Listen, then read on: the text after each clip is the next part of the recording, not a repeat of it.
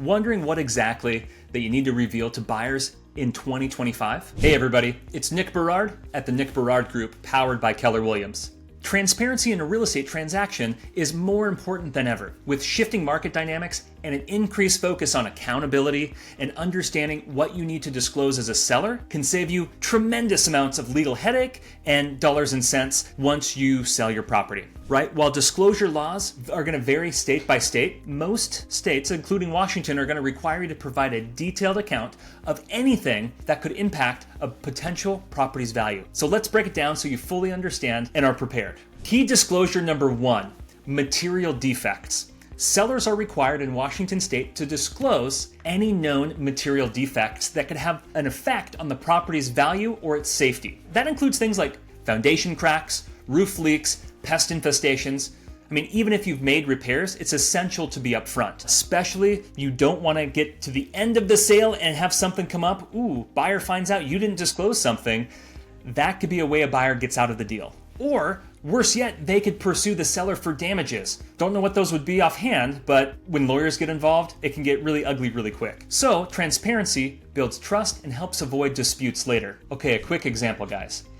Last summer, I was helping clients and friends of mine sell their property, and they had some stuff going on in the attic and some stuff going on in the foundation around the crawl space. They had the work done, and it was licensed and bonded contractors. There was even a warranty that transferred with one of the repairs. In our conversations preparing the home for sale, we talked about it and decided that transparency was the best, just to disclose everything and even provide copies of the invoices. As a matter of fact, when we ended up getting an offer, it was buyers that made an offer on a property down the street. Bummer, we were second place, and we didn't get the offer initially. About a week later, they ended up coming back over to us and saying, hey, we just got out of contract with a seller that didn't disclose things. We found extra stuff, and it was just a miserable situation.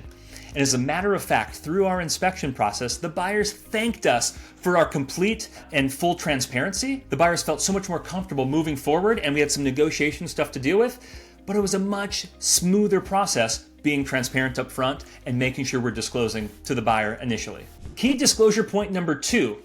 We touched on this a little bit, but any repairs and property condition. We're talking about any major structural issues. Are there electrical or plumbing repairs that are needed or have been done? Has there been any past flooding or roof leaks, right? All of this needs to be disclosed.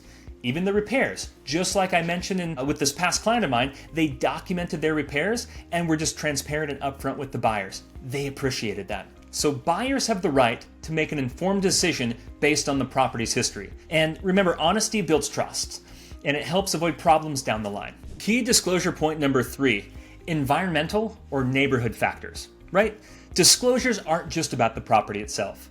They're also about the environment around it. Sellers should inform buyers about any environmental hazards, such as flood zones or being nearby like industrial activities or contaminated soil. Additionally, let buyers know about the neighborhood-specific concerns like ongoing construction projects, noisy highways, or even local disputes. Quick example, I had a client that we just sold a cabin, and there was a Department of Transportation like Washington State. The property is adjacent to a highway, and they had been given a notice that the prior owners didn't disclose to them. But because they were so frustrated with that process, and likely it's so low on the totem pole, it might never happen. And yet, the Washington State Department of Transportation has the ability to do a bunch of stuff on the property, and we made a disclosure about it. We made sure that it was included in the seller disclosure forms. The buyer saw it, it was in the offer. It builds trust, and it makes the process a whole lot easier when you're just transparent up front. The golden rule, guys, when in doubt, disclose. Failing to do so, I mean, it can get you in a ton of legal trouble that can be both time-consuming and costly. If you're unsure about what to disclose or have other real estate-related questions, feel free to reach out. I'd love to help. Give me a call, text, or email. I'm here to make sure the selling process is as smooth as possible and stress-free. Thanks so much for watching. Again, give a like and subscribe, and stay tuned for more real estate resources like this.